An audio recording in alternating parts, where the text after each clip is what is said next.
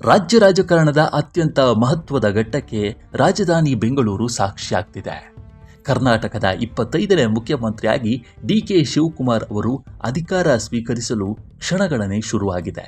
ಬೆಂಗಳೂರಿನ ಲೋಕಭವನದ ಗಾಜಿನ ಮನೆ ಮಧುವಣಗಿತ್ತಿಯಂತೆ ಕಂಗೊಳಿಸ್ತಾ ಇದ್ದು, ಇವತ್ತು ಸಂಜೆ ಸರಿಯಾಗಿ 4:05 ಶುಭ ಮುಹೂರ್ತದಲ್ಲಿ ಡಿಕೆ ಶಿವಕುಮಾರ್ ರಾಜ್ಯದ ಮುಖ್ಯಮಂತ್ರಿಯಾಗಿ ಪ್ರತಿಜ್ಞಾವಿಧಿ ಸ್ವೀಕರಿಸಲಿದ್ದಾರೆ. ರಾಜ್ಯಪಾಲ ತಾವರ್ಚಂದ್ ಗೆಹ್ಲೋಟ್ ಅವರು ನೂತನ ಸಿಎಂಗೆ ಪ್ರತಿಜ್ಞಾವಿಧಿ ಬೋಧಿಸಲಿದ್ದಾರೆ. ಹೈಕಮಾಂಡ್ ಸೂಚನೆಯಂತೆ ಆಡಂಬರವಿಲ್ಲದೆ ಅತ್ಯಂತ ಶಿಸ್ತುಬದ್ಧವಾಗಿ ಈ ಐತಿಹಾಸಿಕ ಸಮಾರಂಭ ನೆರವೇರಲಿದ್ದು, ಬೆಂಗಳೂರಿನಾದ್ಯಂತ ನಿಯೋಜಿತ ಸಿಎಂ ಅವರ ಬೃಹತ್ ಕಟೌಟ್ ಹಾಗೂ ಬ್ಯಾನರ್ಗಳು ರಾರಾಜಿಸುತ್ತಿವೆ.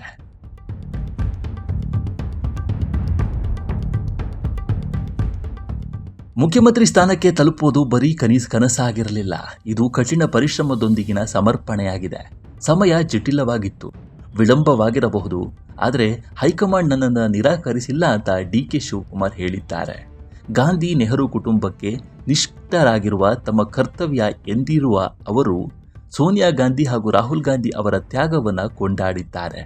ಅಲ್ಲದೆ ರೈತರು, ಮಹಿಳೆಯರು ಹಾಗೂ ಯುವ ಪೀಳಿಗೆ ಸೇರಿದಂತೆ ಸಮಾಜದ ಪ್ರತಿಯೊಂದು ವರ್ಗವನ್ನು ಒಟ್ಟಿಗೆ ತೆಗೆದುಕೊಂಡು ಹೋಗುವ ಮೂಲಕ ರಾಜ್ಯದಲ್ಲಿ ಹೊಸ ನವಯುಗ ಅಥವಾ ಯುವ ಯುಗ ಆರಂಭಿಸುವುದಾಗಿ ಭರವಸೆಯನ್ನು ನೀಡಿದ್ದಾರೆ.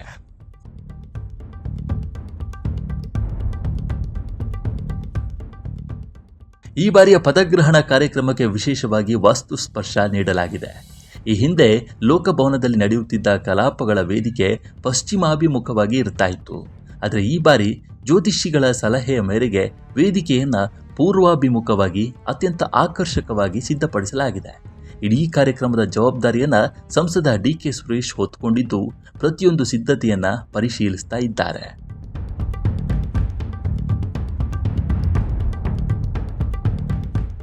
ರಾಜ್ಯದಲ್ಲಿ ಶಾಂತಿ ಮತ್ತು ಸೌಹಾರ್ದತೆಯ ಸಂದೇಶ ಸಾರಲು ಸರ್ವಧರ್ಮ ಸಮನ್ವಯತೆಗೆ ಆದ್ಯತೆ ನೀಡಲಾಗಿದೆ. ವಿವಿಧ ಮಠಾಧೀಶರು, ಚರ್ಚ್ನ ಆರ್ಚ್ ಬಿಷಪ್ ಡಾಕ್ಟರ್ ಪೀಟರ್ ಮಚಾಡೋ ಮತ್ತು ಮೌಲಿಗಳು ಸೇರಿದಂತೆ ಒಟ್ಟು 55 ಸರ್ವಧರ್ಮದ ಪ್ರಮುಖ ಗುರುಗಳಿಗೆ ಗೌರವಪೂರ್ವಕ ಆಹ್ವಾನ ನೀಡಲಾಗಿದೆ.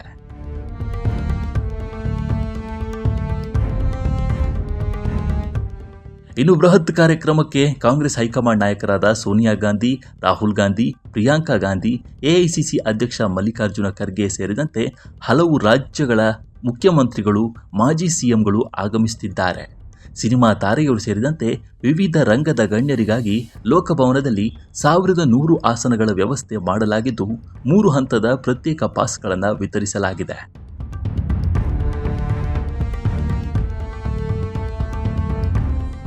ಮುಂಜಾಗ್ರತಾ ಕ್ರಮವಾಗಿ ಭದ್ರತೆ ಮತ್ತು ಟ್ರಾಫಿಕ್ ದಟ್ಟಣೆ ನಿಯಂತ್ರಿಸುವ ಸಲುವಾಗಿ ವಿಧಾನಸೌಧ, ವಿಕಾಸಸೌಧ, ಎಂಎಸ್ ಬಿಲ್ಡಿಂಗ್ ಸಿಬ್ಬಂದಿಗೆ ಇವತ್ತು ಅರ್ಧ ದಿನ ರಜೆ ಘೋಷಿಸಿ ಆದೇಶ ಹೊರಡಿಸಲಾಗಿದೆ.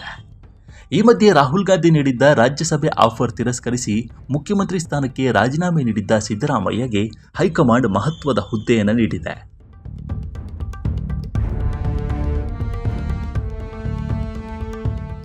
ಉದಾರ ಅಂತಃಕರಣದಿಂದಾಗಿ ಮುಖ್ಯಮಂತ್ರಿ ಸ್ಥಾನ ಬಿಟ್ಟುಕೊಡುವ ಮೂಲಕ ಮುತ್ಸದ್ದಿತನ ತೋರಿದ ಸಿದ್ದರಾಮಯ್ಯನವರಿಗೆ ಕಾಂಗ್ರೆಸ್ ಕಾರ್ಯಕಾರಿ ಸಮಿತಿ ಸದಸ್ಯ ಸ್ಥಾನ, ಆದರೆ ಸಿಡಬ್ಲ್ಯೂಸಿ ಸದಸ್ಯರಾಗಿ ನೇಮಕ ಮಾಡಲಾಗಿದೆ. ಈ ಕಾರ್ಯಕಾರಿ ಸಮಿತಿ ಪಕ್ಷದ ಪರಮೋಚ್ಚ ನೀತಿ ನಿರೂಪಣಾ ಮಂಡಳಿಯಾಗಿದ್ದು, ಪಕ್ಷದ ಪ್ರಮುಖ ರಾಜಕೀಯ ಕಾರ್ಯತಂತ್ರಗಳ ಅಂತಿಮ ನಿರ್ಧಾರ ಈ ಸಮಿತಿಯ ಸಭೆಯಲ್ಲಿ ಆಗಲಿದೆ. ಹೀಗಾಗಿ ಸಿದ್ದರಾಮಯ್ಯನವರಿಗೆ ಮಹತ್ವದ ಸ್ಥಾನಮಾನ ಸಿಕ್ಕಂತಾಗಿದೆ.